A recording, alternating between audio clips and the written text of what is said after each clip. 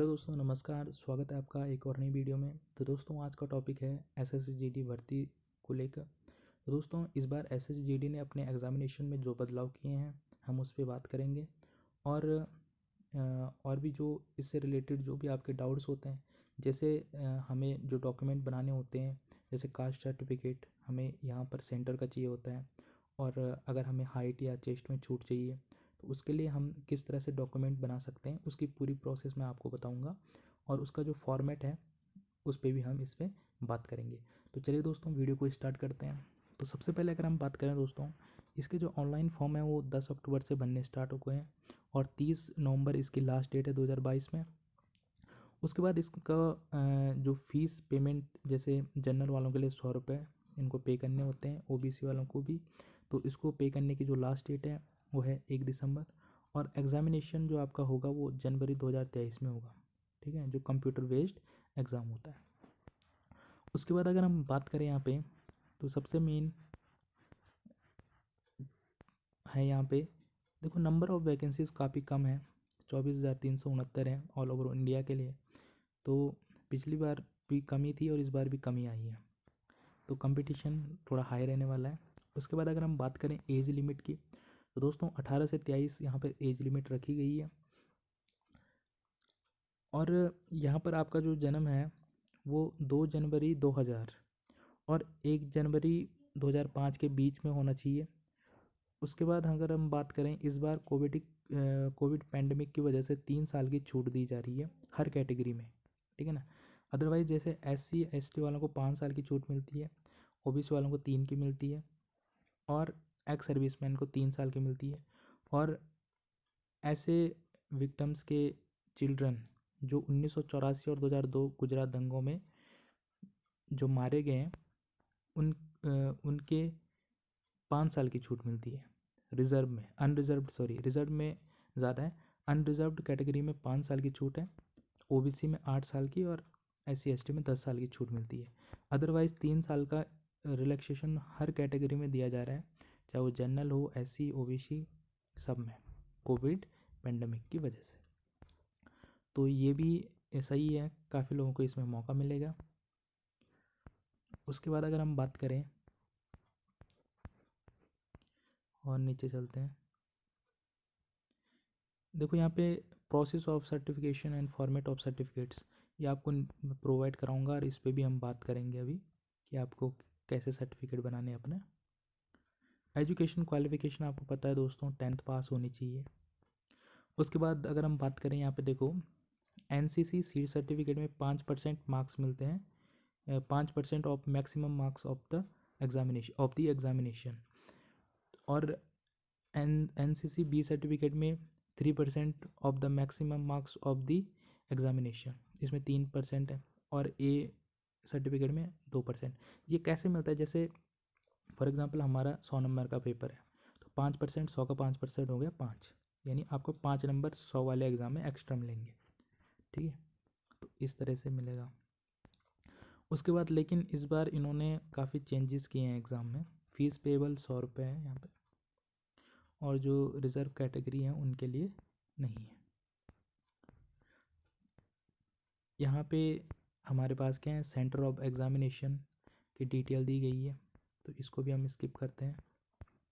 हम मेन मुद्दे पे चलेंगे दोस्तों। हाँ, अब आ गया मेन मुद्दा ये है दोस्तों, जो यहाँ पे हमारा एग्ज़ामिनेशन है। पहले क्या होता था, हमारा 100 नंबर का पेपर होता था, ठीक है ना। 100 नंबर का पेपर होता था, तो 100 नंबर के पेपर में हम क्या करते थे, 90 मिनट में उसे सॉल्व करते थे, ठीक है। और वहाँ पे जैसे हमने 4 क्वेश्चन गलत कर लिए तो हमारा एक सही कट जाता था, ठीक, नेगेटिव मार्किंग। अभी इन्होंने क्या कर दिया चेंजेस, हमारे 4 सेक्शन में बांट दिया एग्ज़ाम को। पहले भी 4 सेक्शन में था, लेकिन पहले 25-25 नंबर में आते थे, ठीक है ना, 4 सेक्शन तो हो जाता था 2500 को 100। इस बार इन्होंने क्या कर दिया है, इन 4 सेक्शन को 20-20 नंबर में बांटा, यानी कितना हो रहा है ये 80 नंबर बन रहे हैं हमारे, ठीक है। 80 नंबर में क्या होगा, हमारे पास 80 क्वेश्चन आएंगे और पर क्वेश्चन में हमको 2 नंबर मिलेंगे, यानी एक क्वेश्चन पे 2 नंबर, यानी 160 नंबर। पिछली बार के या उससे पहले के एग्ज़ाम में 100 नंबर में हुआ था, इस बार होगा 160 नंबर का पेपर। लेकिन इन्होंने टाइमिंग कम कर दी, देखो यहाँ पे 60 मिनट टाइमिंग कर दी है। तो हमने 60 मिनट में 80 क्वेश्चन सॉल्व करने हैं, ठीक है। 60 मिनट में 80 क्वेश्चन हमने सॉल्व करने हैं। और अब नेगेटिव मार्किंग की अगर बात करें तो पहले 4 पे हमारा 1/4 की नेगेटिव मार्किंग थी, इस बार 1/2 की नेगेटिव मार्किंग है। यानी अगर आप 2 क्वेश्चन गलत करते हैं तो आपका एक सही वाला क्वेश्चन कट जाएगा, है ना। क्योंकि इन्होंने इस बार 80 गुणा 2 में दे रहे हैं नंबर, यानी एक क्वेश्चन 2 नंबर का, तो 160 हो रहा है टोटल, ठीक है ना। लेकिन जो नेगेटिव मार्किंग होगी वो 1/2 की होगी इस बार, ठीक है ना। अगर आप 2 क्वेश्चन गलत करते हो तो आपका एक सही वाला क्वेश्चन कट जाएगा। तो इन्होंने एक बदलाव किए हैं, ठीक है ना। और दूसरा अगर हम यहाँ पे बात करें general knowledge and general awareness, reasoning भी काफ़ी सही आती है यहाँ पे। मेन हमारे जो यहाँ पे मार्क्स होते हैं कैसे बनते हैं, हिंदी भी बहुत इजी आती है, देखो हिंदी तो बहुत इजी आती है, रीजनिंग भी अच्छी आती है। मेन 2 सेक्शन पे नंबर कम होते हैं, एक जनरल अवेयरनेस और एक मैथमेटिक्स। जनरल अवेयरनेस में क्या है कि जनरल अवेयरनेस में ये है कि हमारे पास ज़्यादा क्वेश्चन आते हैं करंट अफेयर से, ठीक है ना। तो करंट अफेयर हमको बहुत अच्छे से पढ़ना है और पुराना पूछ लेता है। पिछली बार एग्ज़ाम में क्या हुआ था कि 2017, 18, 19 से 2017, 18 से क्वेश्चन पूछे गए थे, मतलब बहुत ही पुराने। तो आप पुराना भी पढ़िए और मैथमेटिक्स की भी बहुत अच्छी प्रैक्टिस होनी चाहिए अगर हमें अच्छा स्कोर करना है। अगर 160 नंबर के एग्ज़ाम में हमारा स्कोर लगभग होना चाहिए, हमारा स्कोर लगभग 140 प्लस में अगर हो तो बहुत अच्छा हो सकता है और हमारा सिलेक्शन हो सकता है इसमें। तो ये चेंजेस हैं इस बार।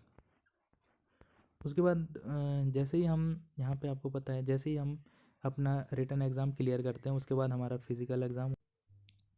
तो दोस्तों फिज़िकल में क्या होता है हमारे पास, लड़कों के लिए है 5 किलोमीटर रेस 24 मिनट में, और लड़कियों के लिए है फीमेल्स के लिए 1.5 किलोमीटर 8.5 मिनट में। ऐसे लोग जो लद्दाख रीजन के नहीं हैं, यानी ऑल ओवर इंडिया के लिए ये क्राइटेरिया रहता है। बट अगर हम बात करें for candidates of Ladakh region में हाई एल्टीट्यूड होता है, तो वहाँ पे हम फिज़िकल उतने अच्छे से नहीं कर पाते हैं।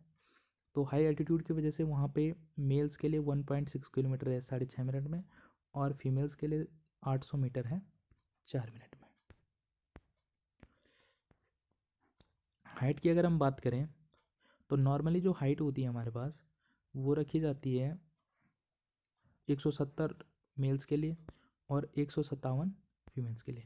बट कैटेगरी वाइज भी ये अलग अलग होती है। जैसे अगर हम बात करें यहाँ पे गढ़वालीज, कुमाऊनीज, डोगरास, यानी जो हमारे पहाड़ी राज्य हैं, यहाँ पे मेल्स की है 165 सेंटीमीटर और फीमेल्स के लिए 155 सेंटीमीटर। लेकिन आपको यहाँ का फ़ायदा कब मिलेगा, जब आप हिल सर्टिफिकेट वहाँ पे दिखाओगे। तो उसे कैसे बनाना है उस पर भी हम बात करेंगे आगे। तो आप अपनी कैटेगरी के हिसाब से देख सकते हैं। चेस्ट की अगर हम बात करें तो ये भी अलग अलग रीजन में अलग अलग होती है। तो अगर हम बात करें उत्तराखंड के लिए, उत्तराखंड हिमाचल के लिए, तो यहाँ पे अगर हम बात करें तो 78 सेंटीमीटर हमारी नॉर्मल होनी चाहिए और एक्सपेंड करके 5 सेंटीमीटर का इसमें एक्सपेंड होनी चाहिए चेस्ट आपकी, यानी 78-83।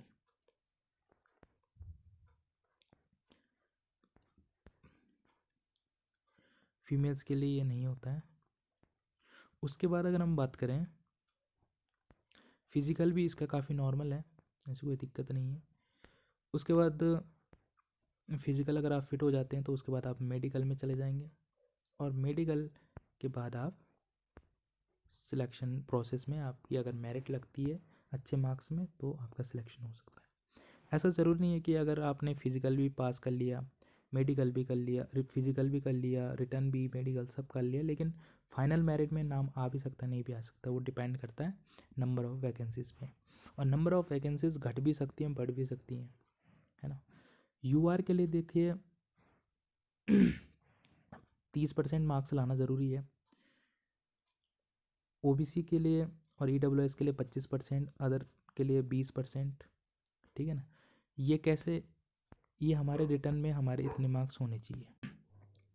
अगली बात है कि जब हम फॉर्म को फिल करते हैं तो हमने अपनी प्रायोरिटी के हिसाब से अपनी पोस्ट सेलेक्ट कर सकते हैं। जैसे ए पे हमने बीएसएफ कर लिया, बी पे सीआईएसएफ, इस तरह से हमने सबको सिलेक्ट करना है। जैसे एक में नहीं हुआ सिलेक्शन तो दूसरे में हो जाएगा, है ना।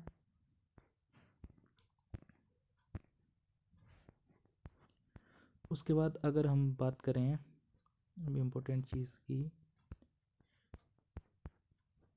तो यहाँ पे इम्पोर्टेंट, अब चलते हैं डॉक्यूमेंटेशन पे, ठीक है ना, जो सबसे ज़रूरी भी है हमारे।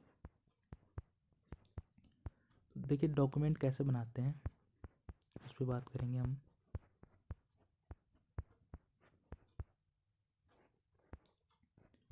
ऑनलाइन एप्लीकेशन फॉर्म, इसके लिए एक सेपरेट वीडियो बनाई जाएगी। तो चलिए देखो, यहाँ से डॉक्यूमेंट स्टार्ट हो चुके हैं। पहला जो है वो certificate for serving defence personnel, ये डिफेंस वालों को देना पड़ेगा। उसके बाद है एक्स सर्विसमैन के लिए, ये एक्स सर्विसमैन को देना पड़ता है, ठीक है ना। उसके बाद है format for SC and ST certificate. देखो ये जो एससी और एसटी सर्टिफिकेट है इस पे बात करते हैं। देखो ये कैसे बनता है, आपको क्या करना है, अपनी तहसील में जाना है, ठीक है ना। इस फॉर्मेट को लेके और इसको आप खुद भर के जाइएगा। अगर आपको नहीं आता है तो आप उन चीज़ों को छोड़ सकते हैं और वहाँ से पूछ सकते हैं कि हमें क्या क्या भरना है। तो आपने क्या करना है, इस फॉर्मेट को लेके अपनी तहसील में जाना है और आपका जो कास्ट सर्टिफिकेट जो आपका स्टेट का है, ठीक है, स्टेट का कास्ट सर्टिफिकेट भी आपको साथ ले जाना है।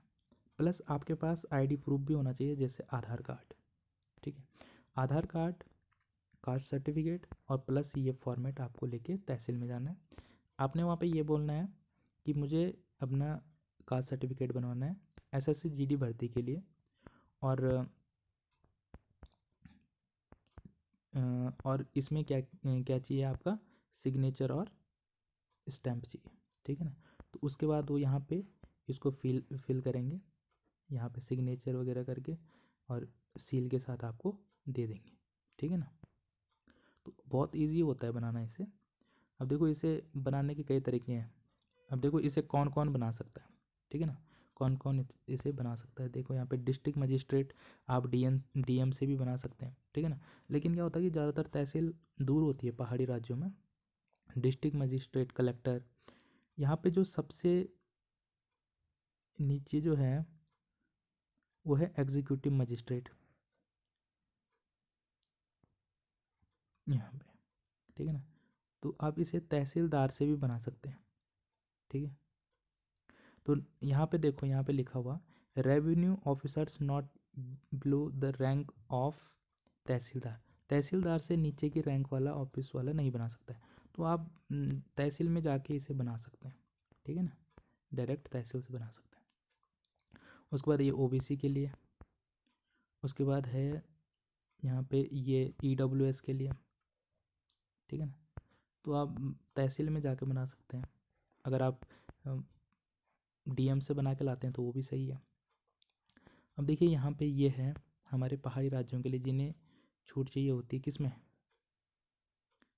जिन्हें छूट चाहिए होती है हमने हाइट और चेस्ट में, तो उनके लिए है, ठीक है ना। तो यहाँ पे जैसे यहाँ पे आएगा जैसे candidate falling in the category of Garhwalis, इस तरह से, या कुमाऊनीस, इस तरह से भरेंगे, या डोगरास, है ना। और ये भी आपको ले जाना है ये फॉर्मेट। अब देखो ये वाला कैसे बनेगा, आप ये वाला जो हम आपका जैसे हिल सर्टिफिकेट होगा, अगर आपको चेस्ट में और हाइट में छूट चाहिए तो आपको ये वाला फॉर्मेट ले जाना है, ठीक है। प्लस आपके पास क्या होना चाहिए, आपका जो स्टेट का जो हिल सर्टिफिकेट है वो ले जाना है साथ में, और आईडी प्रूफ तो आप कास्ट सर्टिफिकेट के लिए ले जाओगे। तो ये दोनों आपको वहाँ पे जमा करने हैं। आपको बोलना है वहाँ पे कि हमें हिल सर्टिफिकेट चाहिए एसएससी भर्ती के लिए, तो आपको बना के दे देंगे, ठीक है। तो देखो इसे भी तहसीलदार इश्यू कर सकता है, यहाँ पे दिख रहा होगा आपको तहसीलदार।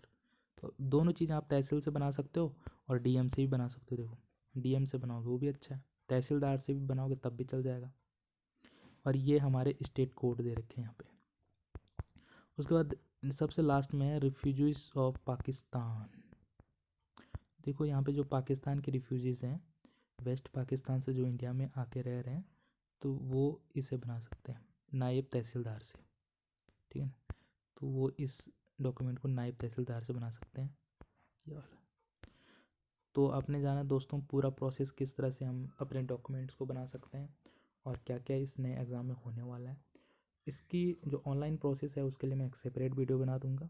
तब तक के लिए आप हमारे चैनल को लाइक कीजिए अगर आपको वीडियो पसंद आया, चैनल को सब्सक्राइब कीजिए और अपने दोस्तों के साथ शेयर कीजिए।